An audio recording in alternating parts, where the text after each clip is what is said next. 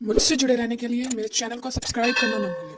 पहले आपको बस ध्यान से देखना है वीडियो को लास्ट तक, और लास्ट में आप देखना, आपको एक सवाल दूंगा और आप उसको फट से सॉल्व कर दोगे। तो देखिए टेंस, और उसके नीचे मैंने लिखा हुआ है पीपीएफ। टेंस, इसका मतलब है कि टेंस को 3 भागों में बांटा गया है, प्रेजेंट, पास्ट और फ्यूचर। अब देखिए ये जो टेंस है इनमें प्रेजेंट, पास्ट और फ्यूचर को अलग से 4 भागों में डिवाइड किया गया है, जिन्हें आप पहले से जानते हैं, फिर भी हम एक बार इन्हें देख लेते हैं। तो ये जो 4 भाग हैं इनमें से एक है इंडेफिनिट टेंस, एक है कंटिन्यूअस टेंस, एक है परफेक्ट टेंस और एक है आपका परफेक्ट कंटिन्यूअस टेंस। अब जो ये इंडेफिनिट टेंस है और कंटिन्यूअस टेंस है और परफेक्ट टेंस है और परफेक्ट कंटिन्यूअस टेंस है, इन चारों को ही हम एक एक बार अच्छे से समझ लेते हैं कि इनका आखिर मतलब है क्या। और यहाँ पर रटना मना है, आपको रटने नहीं है, समझना है सिर्फ कि आखिर इनका एक्चुअल मीनिंग है क्या। तो यहाँ पर देखिए मैं आपको एक एक करके इन सब के बारे में बताऊंगा और एग्जाम्पल भी आपको दूंगा, जिससे कि आपका जो टॉपिक है वो बिल्कुल क्लियर हो जाए। अब देखिए कैसे। पहले हम देखेंगे इंडेफिनिट के बारे में। इंडेफिनिट का मतलब होता है जिसकी शुरुआत और अंत ना पता हो। आपको मुझे पता है ये समझ में नहीं आएगा ऐसे। पहले एग्जांपल देखिए, जैसे कि वह बोलता है, तो इसकी इंग्लिश बनेगी ही स्पीक्स।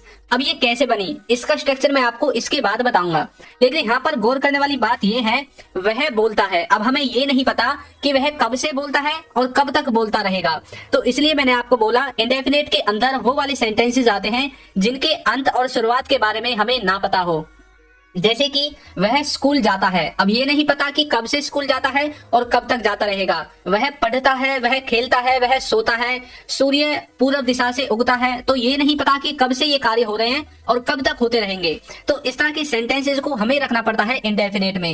इंडेफिनिट अपने आप में एक देखिए क्या है, एक होता है डेफिनेट यानी कि पक्के तौर पर, और एक होता है इनडेफिनेट जिसे आप पढ़ रहे हैं, यानी कि जिसके बारे में हमें पक्का नहीं पता है। तो इस तरह से आप इंडेफिनिट टेंस को समझोगे। अब नेक्स्ट है हमारा इसमें कंटिन्यूअस। कंटिन्यूअस का मतलब देखिए क्या होता है, इसका मतलब होता है जो लगातार चल रहा हो, यानी कि जो कार्य आपका प्रेजेंट में भी लगातार चल रहा हो, पास्ट में भी लगातार चल रहा हो, या फिर आने वाले समय में यानी कि फ्यूचर में लगातार चल रहा होगा। तो यदि आपको प्रेजेंट का वाक्य बनाना है तो प्रेजेंट में लगातार चल रहा होना चाहिए वह कार्य, पास्ट का बनाना है तो पास्ट में वह कार्य रेगुलर चल रहा होना चाहिए, और फ्यूचर का बनाना है तो फ्यूचर में वो कार्य रेगुलर चल रहा होना चाहिए। तो इस तरह से आप प्रेजेंट कंटिन्यूअस, पास्ट कंटिन्यूअस और फ्यूचर कंटिन्यूअस इन तीनों को बना लोगे। तो जो कार्य रेगुलर चल रहा हो, एग्जाम्पल देखिए, वह खेल रहा है, तो कैसे बोलोगे, ही इज प्लेइंग। अब यहाँ पर इज कैसे आया, प्ले के साथ आईएनजी कैसे आई, ये आपको वीडियो के अंत तक पहुंचते पहुंचते बिल्कुल पता चल जाएगा। तो यह क्या है, वह खेल रहा है, तो ये प्रेजेंट का वाक्य है कि वह प्रेजेंट में खेल रहा है, इस तरह से। नेक्स्ट देखिए, नेक्स्ट है इसमें हमारा परफेक्ट। परफेक्ट का मतलब देखिए आप क्या समझते हैं। परफेक्ट अपने वर्ड से ही डिफाइन है कि कोई कार्य परफेक्टली हो चुका है, यानी कि जो पूरी तरह से शुरू या फिर खत्म हो गया हो। उन सभी कार्यों को बताने के लिए हमें यूज करना पड़ता है परफेक्ट टेंस का। या तो वो कार्य पूरी तरह से खत्म हो गया है या फिर पूरी तरह से शुरू हो गया है, प्रेजेंट में, पास्ट में या फिर फ्यूचर में। यदि प्रेजेंट का वाक्य बनाना है तो प्रेजेंट में वो कार्य खत्म हो गया होगा या फिर शुरू हो गया होगा।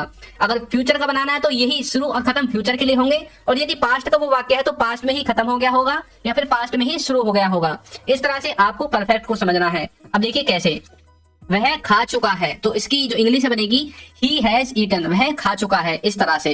तो वह खाने का कार्य खत्म कर चुका है, इस तरह से आप बोल सकते हैं।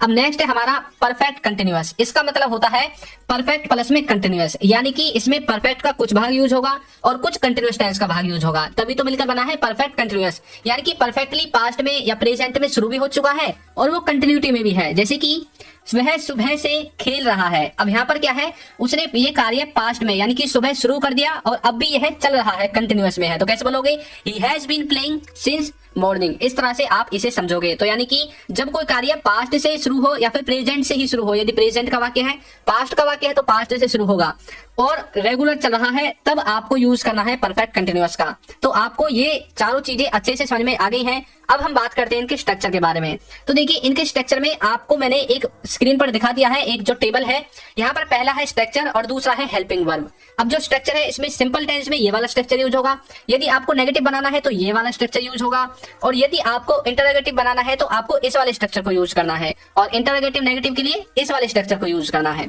अब यहाँ पर मैंने लिख रखी है helping verb, subject, verb, object. तो सब्जेक्ट वो होता है जो कार्य को करता है, वर्ब वो होगी जो कार्य आप करोगे, और ऑब्जेक्ट वो होगा जिस पर सब्जेक्ट कार्य करेगा। और हेल्पिंग वर्ब मैंने नीचे लिखी हुई है, प्रेजेंट के लिए ये वाली, पास्ट के लिए ये वाली और फ्यूचर के लिए ये वाली हेल्पिंग वर्ब यूज होगी। अब यहाँ पर ऊपर लिखा हुआ है इंडेफिनेट V1, तो इंडेफिनेट टेंस में वर्ब की फर्स्ट फॉर्म, कंटिन्यूअस में लिखा हुआ है V1 प्लस ing, तो कंटिन्यूअस में वर्ब की फर्स्ट फॉर्म के साथ ing और परफेक्ट में लिखा हुआ है V3। तो इस तरह से आप इसे बनाओगे। अब नीचे मैंने इनका स्ट्रक्चर लिख दिया है कि आपको किस तरह से इन्हें यूज करना है। तो सब्जेक्ट आपको पता चल गया, हेल्पिंग वर्ब पता चल गई, वर्ब पता चल गई, ऑब्जेक्ट पता चल गया। अब ये किस किस के साथ यूज होंगे, तो यहाँ पर देखिए जो थर्ड पर्सन सिंगुलर है उसके साथ, यानी कि ही, सी, इट और किसी व्यक्ति का नाम, इसके साथ यूज होगा इज, वाज, हैज और डज, ये चारों इन सब के साथ यूज होंगे। और डिड, हैड और विल, इनको आप सबके साथ यूज कर सकते हैं। तो इस तरह से आप इसके स्ट्रक्चर को समझोगे। अब आपकी समझ में आ गया होगा कि किस तरह से इसका स्ट्रक्चर बनता है। अब मुझे पता है कि आपको अच्छे से टेंस समझ में आ गए हैं और अब मैं आपकी प्रैक्टिस के लिए एक सेंटेंस आपको देता हूं। तो देखिए क्या है वो, वह स्कूल जा रहा है। तो इसको आपको सॉल्व करके कमेंट बॉक्स में आंसर देना है कि ये कौन से टेंस का है और इसकी इंग्लिश क्या बनेगी। तो सीख गए ना आप, सिर्फ 7 मिनट में टेंस आपको बिल्कुल क्लियर हो गया होगा। मैंने आपको रटवाया नहीं है, सिर्फ समझाया है। और यदि आप इस वीडियो को अच्छे से बाद में एनालाइज करोगे तो आप वाकई में देखोगे कि आपको टेंस आ गए हैं। तो आज की वीडियो में इतना ही, मिलते हैं किसी नेक्स्ट टॉपिक के साथ अगली किसी वीडियो में। तो चैनल को सब्सक्राइब, वीडियो को लाइक जरूर बताएं। अगर अच्छी लगी हो तो इस वीडियो को लाइक करना बिल्कुल ना भूलें और अगर आप इस चैनल पर नए हैं तो चैनल को सब्सक्राइब करके बेल आइकन को दबाकर ऑल नोटिफिकेशंस को ऑन जरूर कर लें।